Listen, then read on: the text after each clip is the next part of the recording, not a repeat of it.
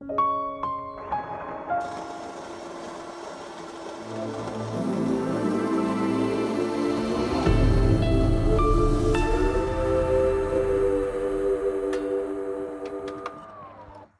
niin, tervetuloa taas Bonon kanssa perjantain aamupäivä kahveelle.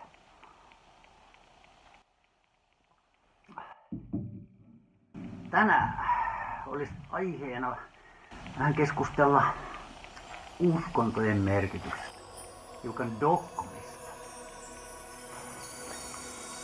Niin jos mietitään ylipäätänsä sitä, että eri maan osissa on ollut erilaiset kulttuurit ja niissä on myös ollut aina erilaiset valtauskonnot, niin onko joku tiettyyn maanosaan syntynyt vain se etuoikeutettu, joka pelastuu, ja muualle syntyneet aina automaattisesti joutuvat helvettiin tai johonkin muuhun harhaan? Eli meitä kaikkia yhdistää tämä tietoinen energia. Maailmankaikkeus on vain ja ainoastaan energia. Eli dogmat, jotka on niin sanotusti rakennettu meitä ohjelmoimaan, ohjaamaan. Se on myös hallintaväline, hajoita ja hallitse väline. Mutta mikä tärkeintä, niin se tietyssä vaiheessa voi olla kuitenkin meidän kehitykselle erittäin hyödyllinen. Eli siellä kun me eletään vielä 3D-ihmismaailmassa, niin niissä on myös hyvää puolta. Siellä on myös aitoja oppeja mukana. Vaikka siihen on sitten rakennettu kermakakun päälle niitä harhautuksia ja siitä on tehty lähinnä hallintaväline. Ja se myös uskonnot, riippuen uskonnosta, myös opettaa ihmiset alitajunta-tasolla uskomaan tietynlaiseen kaavaan, dogmaan. Ja sitä kautta sillä myös edesautetaan sitä, että ihminen jää niin sanotusti riippuvaiseksi tästä meidän niin sanotusti matriksista, eli maapallo vankilaplaneettaan kiinni niin sanotusti karmallisesti, että hänen on synnyttävä tänne uudestaan ja uudestaan, koska hän alitajuntatasolla uskoo niihin oppeihin. Sitten kun näistä on pystynyt vapautumaan, kun se oma suora sieluyhteys on saavutettu, niin silloinhan sä näet kaikkien uskontojen valheellisuuden läpi ja myös sen niin kuin, harhaan johdon, mikä niihin liittyy, hajoita ja hallitse, mikä niihin liittyy, eli uskon sotien käyttö aina aiemmin, niin jota sodankin ja valloitusten välikappaleena. Vatikaanin valtahan on varmaan Rooman malli edennyt niin kuin lähestulkoon joka maahan. Omistus, verotus, hallintajärjestelmä ja niin poispäin. Niin, mietitäänpäs vaikkapa ihan tätä kristinuskoa, joka on meille tutuin, koska se on meidän kulttuuriamme osa tätä, koska se on se valtauskonto täällä. Niin mikä onkaan siinä se voimakkain hallintaväline? Pidätkö sinä sellaista hyvänä, joka perustuu pelkoon?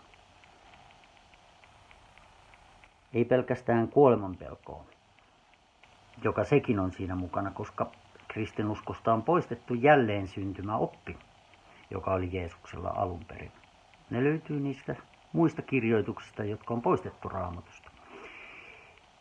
Niin se, että jos sinä et usko Jeesukseen, niin sinä joudut kiirastuleen ja helvettiin.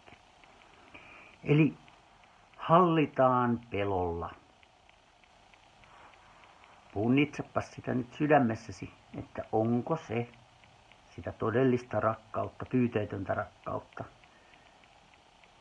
vai jotain aivan muuta. Tämä on yksi asia, jonka haluan jättää punnittavaksi sinne. Jos se sieluyhteys on todellakin auki, niin ymmärrät heti, mistä on kyse. Jesse oli mulle kylläkin hyvä esimerkin antaja. Yritän toimia kuin Jesse. Yritä sinäkin. Hän vastusti auktorisaatioita, kirkkoja. Hän kaatoi fariseusten pöydät. Otetaanpas taas kahvia. Niin se, että me vapaudutaan tällaisesta kahtiajakautumisesta, mustavalkoisuudesta.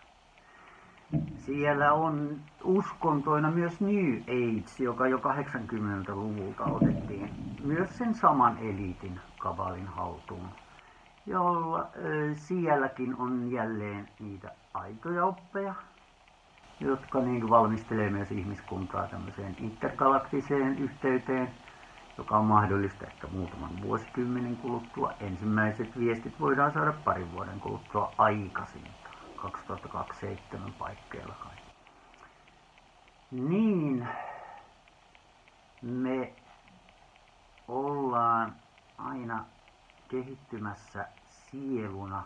Kun me löydetään se suora sieluyhteys, niin meillä se moraalietiikka tulee suorana sieltä. Me ei tarvita siihen ulkopuolisia uskontoja, ulkopuolisia oppeja. Jotkut näkee kahvinjuonen pahana, jotkut näkee tupakoinen äärettömän pahana. Intiaanit polttaa intiaanitupakkaa ja rauhanpiippuja. Ja pelossa ei kannata elää. Ja otetaanpa tähän väliin pieni välimainos. Koska niin moni teistä kuuntelee vaan tätä siinä muuta puuhaillessa, niin teiltä tietysti menee noin mun väliotsikot siellä, jotka täydentää vähän tätä tarinaa ohi. Mutta niin menee myös noin mun kehoitukset. Jakaa, tykätä ja tilata tämä kanava. Ja jos tilaat sen sillä soittokellolla, niin sitten YouTube antaa silloin myös siitä ilmoituksen. Ja tällä Bonomedia-kanavallahan mä käsittelen tämmöisiä ajattomia aiheita, joita voi sitten katsella vaikka 5 vuoden kuluttua. Ja niitä videoita täältä löytyy jo semmoinen 140 kappaletta. Ja sitten mun toisella kanavalla mä oon aloittanut sitten ajankohtaisohjelmaa. Mulla tulee Bono News et Spews uutinet. Eli kansainvälisiä uutisia briefattuna suomeksi. Ja siinä on myös sitten salaliittofolio-osio. Avataan vähän niitä taustoja. Ja muista tilata sekin kanava. Mä pistän linkin tuohon videon kuvaukseen, jos sua kiinnostaa nämä, mitä maailmalla tapahtuu ja mitä siellä taustoista puhutaan ylipäätänsä tuolla maailmalla. Viimeinen aihe oli nämä Kalifornian palot. Ja palataanpa sitten taas takaisin aiheen pariin. Muista tykätä, jakaa. Tämä ihmiskeho on joka tapauksessa väliaikainen kulkuväline. Arvostetaan sitä, mutta ei se ole mikään sen kummempi kuin vain väliaikainen kulkuväline. Oppityökaluväline. Kaikki, myös atomit ja materia, koostuu energiasta. Ja sillä energialla on tietoisuus. Ja tämä kaikkeus, joka on energiaa, niin tämä on siis minun jumalakäsitykseni. Se kaikkeus on se Jumala. Ja se ei aseta ketään eriarvoiseen asemaan. Me kaikki olemme siitä lähtöisin ja osa sitä. Ja se on se selitys, kun puhutaan, että kaikki ovat yhtä. Kaikki ovat osa tätä luoja-energiaa. Ja luoja-energialla on tietoisuus, joka osaa muokata meistä tietynlaisia. Ja juuri sen vuoksi myös eri rodutkin muistuttavat paljolti toisiaan. Humanoidityyppisesti. 2 kättä, 2 jalkaa on hyvin kätevä tapa kokea erilaisia fyysisen, materialistisen elämäntason kokemuksia. Tämä on vähän niin kuin meidän koulureppu. Ja sillä, että Jeesus tulee ja siihen kun uskot, niin sinä pelastut. On sen tietyn vaiheen oppeja, jossa edelleen siis ulkoistetaan oma vastuu ulkopuolelle. Hetkinen. Sinun piti kasvaa sieluna ja ottaa itsestäsi se oma vastuu. Niin kehosta, niin sinun mentaalista, kuin sinun sielun kasvusta. Ja sinä otat sen vastuun.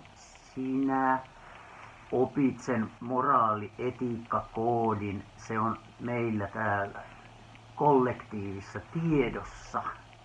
Ja me ei tarvitse siihen mitään ulkopuolisia uskontoja ja oppisisiä, oppisetiä kertomaan.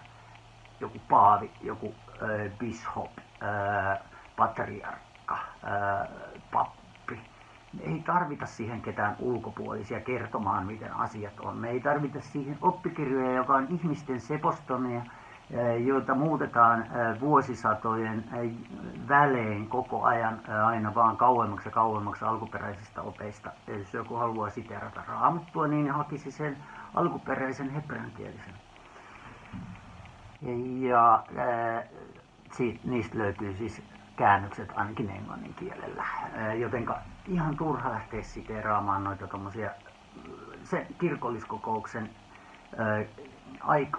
sen aikaisen Caesarin koolle kutsumaan kirjoituskokoelmaa, joka mukamas olisi jotenkin pyhempi kuin muut.